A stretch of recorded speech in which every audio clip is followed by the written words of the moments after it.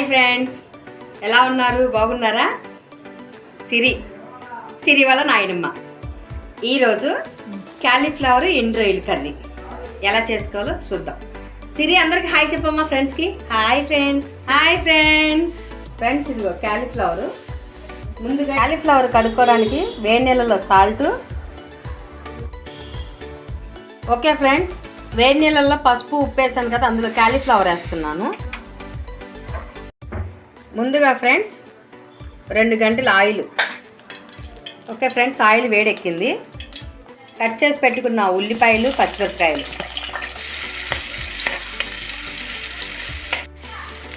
కరివేపాకు వేస్తున్నాను ఫ్రెండ్స్. ఒక క్యాలీఫ్లవర్కి 50 గ్రాముల రొయ్యలు తీసుకున్నాను ఫ్రెండ్స్. ఎండు రొయ్యలు శుభ్రంగా కడిగి నానబెట్టుకున్నాను. ఎండు రొయ్యలు, ఆనియన్స్, పచ్చిమిరకాయలు ఆయిల్లో ఫ్రై చేసుకోవాలి.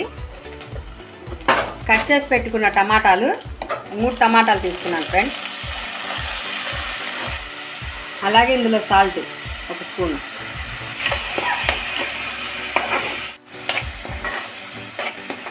ఓకే ఫ్రెండ్స్, టమాటా మగ్గిపోయింది. ఉప్పు వేసి మరగ పెట్టుకున్న క్యాలీఫ్లవర్ కర్రీలో వేస్తుంది.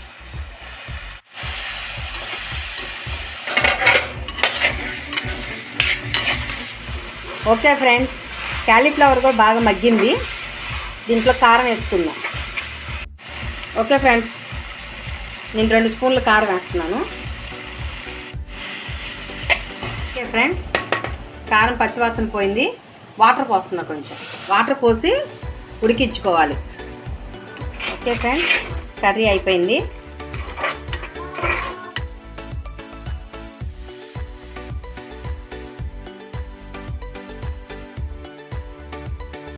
ఎండు రొయ్యలు క్యాలీఫ్లవర్ కర్రీ రెడీ అయిపోయింది.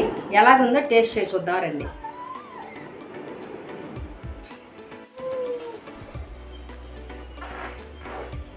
చాలా బాగుంది ఫ్రెండ్స్. నేను చేసినట్టుగా మీరు కూడా చేసుకొని ట్రై చేసి చూడండి. ఓకే ఫ్రెండ్స్, నేను చేసిన వంట మీకు నచ్చితే లైక్ చేయండి, షేర్ చేయండి, సబ్స్క్రైబ్ చేసుకోండి. ఓకేనా ఫ్రెండ్స్? బాయ్.